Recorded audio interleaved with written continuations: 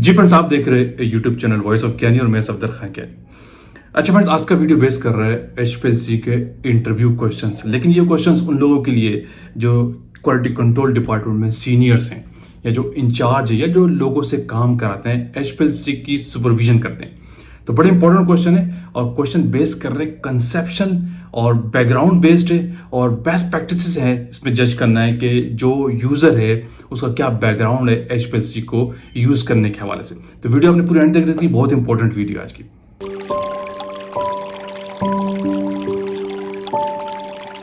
जी friends, अब discuss करते हैं कि वो कौन से इंपॉर्टेंट चीज़ें हैं एचपीएलसी ऑपरेशन के हवाले से इंटरव्यू के क्वेश्चन जो एक्सपीरियंस्ड लोग होते हैं कि can you change the date for analysis in HPLC.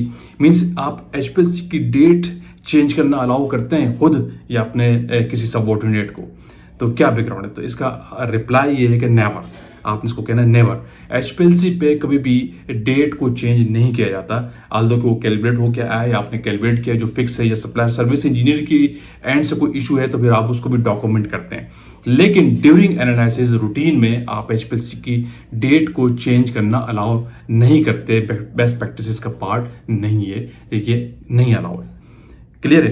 अच्छा, इसमें बड़ी इंपॉर्टेंट चीज एक और जो आपसे पूछी जाएगी वो है कि how do you manage your HPLC job. अब ये बड़ा इंपॉर्टेंट क्वेश्चन है। एक तो आपकी सुपरविजन के एंड से भी है, दूसरा आप अगर खुद भी ऑपरेट करते हैं तो उस हवाले से भी है। अब सुपरविजन के एंड से ऐसी है कि अगर आप एज अ सीनियर हैं तो आप एचपीएलसी की जॉब को कैसे मैनेज करते हो। वो ये कि आप जो टास्क देने जा रहे हैं किसी और एनालिस्ट को, तो आपको अंदाजा हो कि ये कितना क्रिटिकल वर्क है। कुछ कंपाउंड की नेचर इजी होती है, कुछ कंपाउंड की नेचर डिफिकल्ट होती है टू एनालाइज ऑन एचपीएलसी। तो ये जजमेंट आपने देखनी होती है और इसको उस लिहाज से उस एनालिस्ट को चूज करके दिया जाता है जो उस काम में ज्यादा एक्सपर्ट होता है, ताकि वो टाइम इस चीज को मैनेज करे, आपके एनालिसिस को डिस्ट्रॉय या खराब ना करे या रिपीटिशन पर ना जाए। पहला पॉइंट ये। दूसरा, अगर आप खुद मैनेज कर रहे हैं, खुद ऑपरेशन में भी है, तो इस एंड से भी क्वेश्चन होता है कि how do you manage your HPLC job. कि ये बेस कर रहा होता है कि आप अपने काम को जो एक टास्क दिया उसको एचपीएलसी पे कैसे मैनेज करते हैं। इसमें स्टेप्स होते हैं। नंबर 1 होता है टाइम कैलकुलेशन। आपने देखना है कि फॉर एग्जांपल मेरे पास फॉलोइंग एसिड की एनालिसिस है, तो कितने घंटे की जॉब है।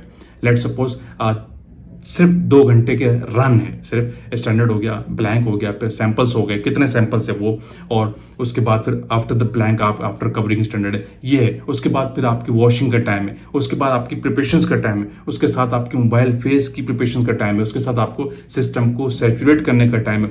तो ये टाइम कैलकुलेशन जो होती है बिफोर एनालिसिस बहुत मैटर करती है। इसको कहते हैं टाइम मैनेजमेंट। तो ये किसी भी एचपीएलसी एनालिस्ट को मस्ट जानना चाहिए कि हम एचपीएलसी की जॉब को कैसे टाइम मैनेज करते हैं। ये बड़ी इंपॉर्टेंट चीज है।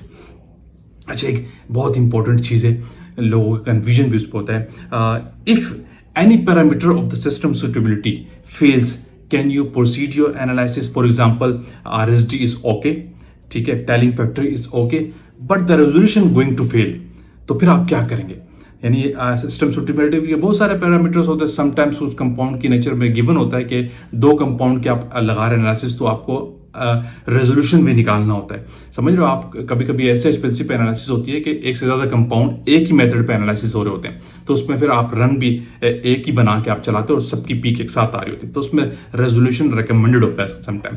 तो आपका आरएसडी भी सबका ओके है, टेलिंग फैक्टर भी ओके है, लेकिन रेजोल्यूशन लेट सपोज गिवन था नॉट लेस देन 1.5, लेकिन आपका आगे 1.4, तो आप क्या करेंगे? तो इसका सिंपल आंसर है नो। आप प्रोसीजर आगे नहीं करेंगे, ये एनालिसिस आगे नहीं जाती जब तक कि एक पैरामीटर भी अगर आप फेल हो रहा होगा तो आप आगे नहीं जाएंगे। ठीक है, कुछ लोगों का कंसेप्ट होता है कि आरएसडी तो ओके हो गई, ये टेलिंग फैक्टर ओके, आगे चलते हैं। तो ऐसा नहीं है। सिस्टम सुटेबिलिटी के अंदर जो पैरामीटर गिवन है उसमें एक भी आउट ऑफ द लिमिट आ रहा है तो आप आगे नहीं जाते। क्लियर? एक बड़ी इंपॉर्टेंट चीज और है, can you perform analysis on HPLC without login ID. यानी अगर आपके एचपीएलसी पे लॉगिन आईडी नहीं है एनालिस्ट की, तो क्या आप एनालिसिस करते हैं, कमर्शियल बेच की रिलीज करते हैं, तो आपका कंसेप्ट क्या है? तो इसमें आपने रिप्लाई ये करना है कि विदाउट लॉगिन आईडी आप अपने काम को कर रहे होते हैं, रिलीज भी कर सकते हैं कमर्शियली, लेकिन ऑडिट पॉइंट ऑफ व्यू से आप फेल है।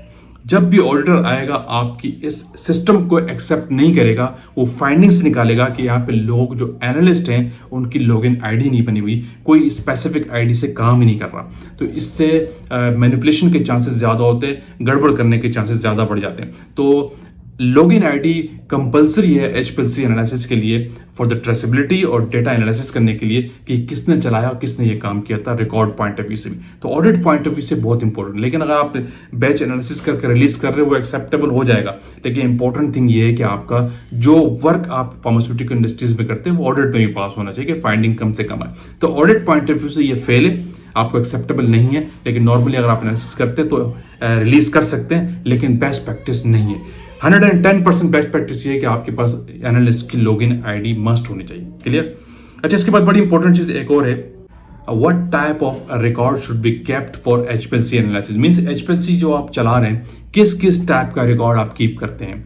तो इसका आंसर आप ये दे रहे हैं कि एचपीएलसी का जो ऑपरेशन है, कोई एक बैच आपने एनालिसिस किया तो उसमें आप नंबर ऑफ रिकॉर्ड्स कीपिंग करते हैं। सबसे वन क्या है कि एचपीएलसी का यूजेज रिकॉर्ड, यानी आपने जो इस पर प्रोडक्ट चलाया वो आप एचपीएलसी का यूजेज का रिकॉर्ड कीप करेंगे, लॉगिन बुक आपके पास उसकी होनी चाहिए। ठीक है। दूसरा, आपके पास जो कॉलम है, जिस कॉलम पे आपने एनालिसिस किया उसका रिकॉर्ड, कौन सा कॉलम आपने यूज किया उसके ऊपर सारी उसकी डिटेल आएगी जब आपने यूज किया। दूसरा, कॉलम की थ्योरेटिकल प्लेट्स मेंशन होना चाहिए, वेरी नेसेसरी। ठीक है। और तीसरा, आपका जो मेंटेनेंस का रिकॉर्ड है वो भी सिस्टम के साथ आपके पास अवेलेबल होना चाहिए कि सिस्टम की मेंटेनेंस क्या है और किस तरीके आप इसको कीप करते हैं। ठीक है, ये बहुत इंपॉर्टेंट चीज है। ठीक है, एक बड़ी इंपॉर्टेंट चीज है, what are the reasons behind poor peak in HPLC analysis. HPLC पे एनालिसिस करते हैं, आपकी पुअर पीक आती है, इसके पीछे क्या कॉजेज हो सकते हैं, आप इसका रीजन बताते हैं। नंबर ऑफ कॉजेज है। अब इसका आंसर मैं आपको बता रहा हूँ कि अगर आप जबकि आपकी पुअर पीक आती है एचपीएलसी पे एनालिसिस कर रहे हैं तो बहुत सारे रीजन है। सबसे वन है सैंपल प्रिपरेशन, यानी पुअर सैंपल प्रिपरेशन। जब आपका सैंपल ठीक तरीके से प्रिपेयर्ड नहीं होगा तो मोस्टली चांसेस होता है कि आपका पीक ठीक तरीके से नहीं आएगा, पीक शेप खराब हो सकता है, सिमेट्रिकल से टेलिंग हो सकता है, फ्रंटिंग आ सकता है। ठीक है। दूसरा है आपका इंपॉर्टेंट चीज है वो कॉलम की परफॉर्मेंस। अगर आपके कॉलम की परफॉर्मेंस डाउन है, ठीक तरीके से वॉश नहीं है, थ्योरेटिकल प्लेट बिल्कुल लो हो चुकी है, लोअर द लिमिट चली गई और आप उस पर एनालिसिस कर रहे हैं तो आपका पुअर पीक आने का चांसेस बढ़ जाएगा। ठीक है। दूसरा, लैम्प आर्स भी होते हैं, वो भी मैटर करते हैं, सिस्टम की डिटेक्टर की सेंसिटिविटी बहुत मैटर करती है। तो इन तीन चीजों के बैकग्राउंड में आप कह सकते हैं कि ये रीजंस होते हैं कि आपका पुअर पीक क्यों आ रहा है। सबसे इंपॉर्टेंट चीज प्रिपरेशन सैंपल है, सैंपल प्रिपरेशन से। दूसरा आपका कॉलम की परफॉर्मेंस इटसेल्फ है। ठीक है। अच्छा, एक और बड़ी इंपॉर्टेंट चीज और है, how do you obsolete your HPLC column. आपके पास एचपीएलसी का कॉलम आप यूज कर इस पर एनालिसिस करते हैं, कब इसको आप ऑब्सलीट करते हैं ये जानना होता है। बड़ा कॉन्सेप्शनल चीज़ है। कुछ लोग कंटिन्यू एचपीएलसी पे काम किए जा रहे होते हैं, उनके पास ऑब्सलीट करने का कोई क्राइटेरिया नहीं होता। तो ये बेस्ट प्रैक्टिस नहीं है।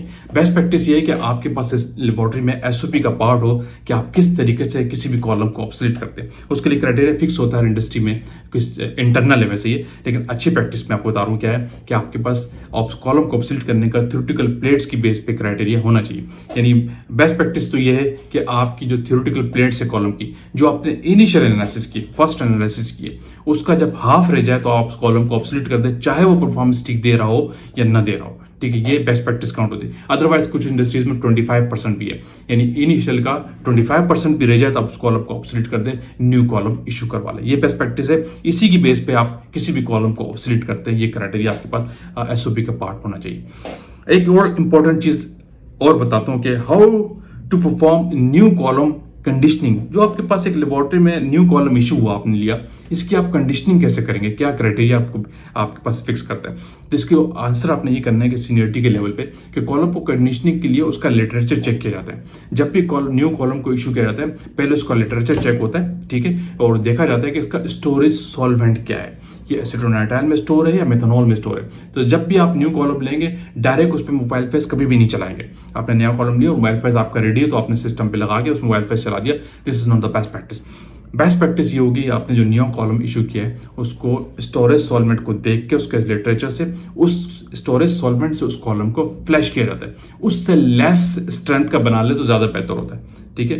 100% स्टोरेज था तो आप उससे कम स्ट्रेंथ का बना के उससे 10 मिनट तक 15 मिनट तक उस कॉलम को उससे फ्लैश करते हैं। उसके बाद अपने आप रिक्वायर्ड मोबाइल फेस पे आते हैं और उसको आप यूजेज में लेके आते हैं। ये तरीका होता है किसी भी न्यू कॉलम की कंडीशनिंग का।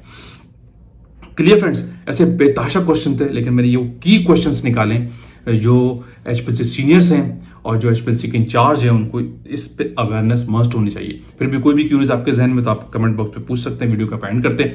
आई होप की वीडियो आपने लाइक की तो शेयर कीजिए, कमेंट्स कीजिए। अगेन कहूँगा जो लोग चैनल पे न्यू है वो लाजमी सब्सक्राइब कीजिए ताकि ऐसी टेक्निकल वीडियोज आप तक पहुँचती रहे। Thank you for watching. अल्लाह हाफिज़।